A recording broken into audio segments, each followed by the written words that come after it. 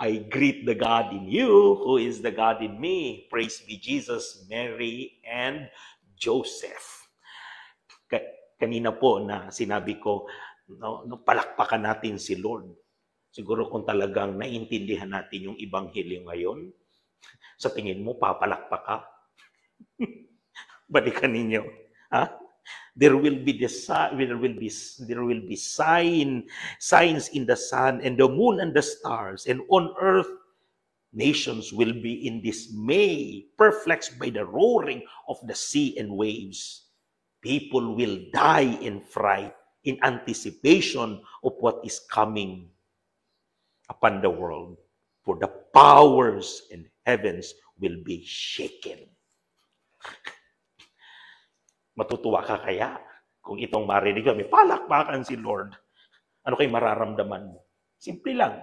Ha? I-summarize ko yon, 3 K. K, K, K. Ano itong 3 K na ito? Kabiguan, karamdaman, kalamidad. Sabi ni Father, sanay na po kami niyan eh. Ano ang pananaw mo sa mga, ano ang perspektibo mo sa mga kabiguan, karamdaman, at kalamidad ng buhay natin? Ito ba ay parusa o katapusan na? Paano natin hinaharap itong iba't ibang mga sakuna o di kaya problema o dagok sa buhay natin? Alam niyo, sa isang taong walang pananampalataya, yes, takot na takot. Takot, punong-puno ng takot. Nandyan yung doubt. Minsan, tingnan, Lord, nandito ka pa ba talaga? Kasama ka pa ba namin? O baka, Lord, napakalayo mo na sa amin. May Diyos pa ba? Ibang taong sabihin, wala na ang Diyos. Ang perspektibo ng isang taong walang pananampalataya, parusa mga ito. Sa isang taong may ganito, walang pananampalataya, katapusan na ang lahat ng ito. Mawawala na ng pag-asa. Kaya nga ang iba, inuunahan na. Anong gagawin? Ang iba nga, nagpapatiwakal, sorry po ha. Yes. Yung iba ay talagang tumatakas. Ayan, tinatakasan ang mga ito. Nagtatago sa mga ito. Nagkukubli sa mga ito. Una munang gagawin, poproteksyonan niya ang kanyang sarili. Pero eventually, nagkaroon ba ng solusyon? Wala. Pero sa isang taong may pananampalataya, sabi niya, Yolanda, itong nagdaang bagyo, bagyo ka lang, Pinoy kami, bagyo ka lang, Kristiyano kami. Diba? Yan, pagsubok lang ito. Kanina yung reader natin, tinanong si Jessica, tinanong ko siya, sabi ko, ano ang perspektibo mo, anong pananaw mo kapag may mga problema ka sa buhay? And totoo siya, sabi niya, Father, pagsubok, no? At saka ito ay hindi naman po ito forever, may katapusan naman po lahat ng ito. Pero tanong ko sa kanya, pero dumarating ba sa punto sa buhay mo na nagda-doubt ka sa Diyos? Sabi niya, una, Father, nagda-doubt ako sa sarili kung kaya ko. Kaya ko ba ito?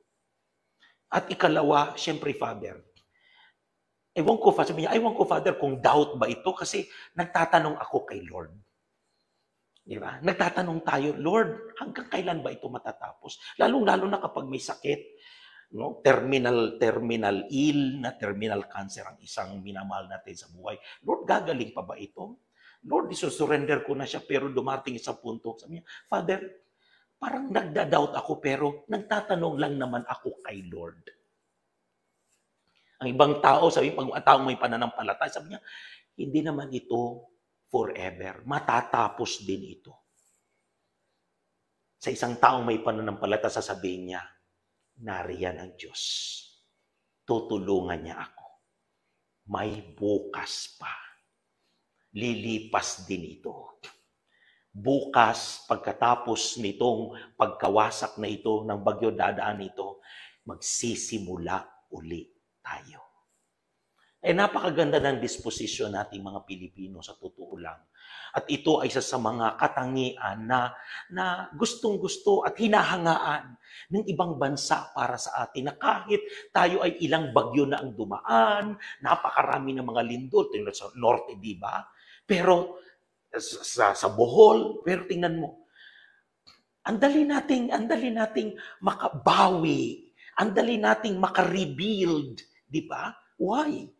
You know, one of the most important secret nating mga Pilipino, in fact, hindi naman to secret, is our faith, ang ating pananampalataya. Dahil sa isang taong pananampalataya, he will see the Son of Man coming in a cloud with power and great glory.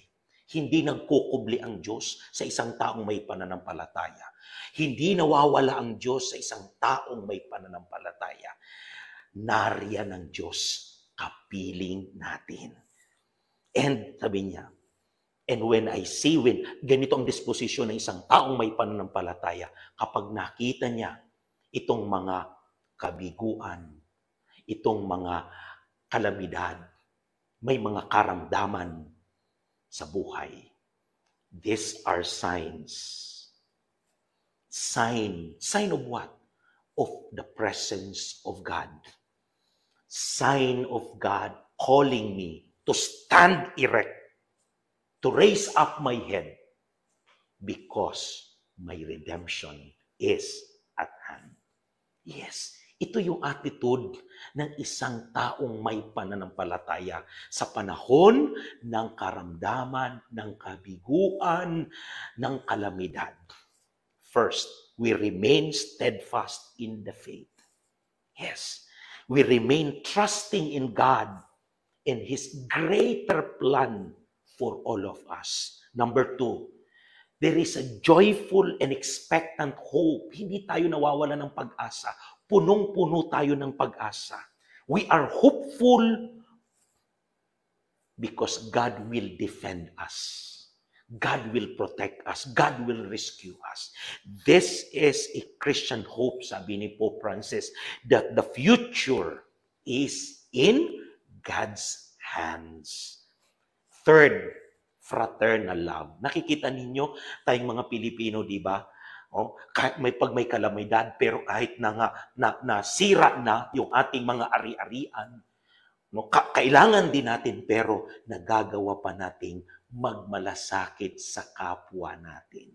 Tumutulong tayo, nag-aabot tayo ng tulong. Yes, the spirit of fraternity, brotherhood, this fraternal love. People around us are no longer, they are not strangers, but they are brothers and sisters. When everything, sabi ni Pope Francis, when everything falls apart, only one thing sustain our hope, and that is God loves everyone. He loves everyone, and I am capable to show this love for others. Yes, my dear brothers and sisters, God is ever present during this time. He is with us. He comes to us in the most unexpected ways. Let us remain steadfast in the faith.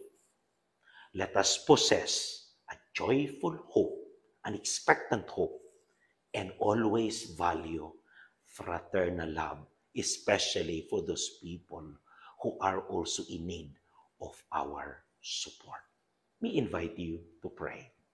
Lord, you are always with us. Even in times of disasters, in times of painful experiences, in moments of crisis and troubles. May I see your coming every day with the eyes of faith.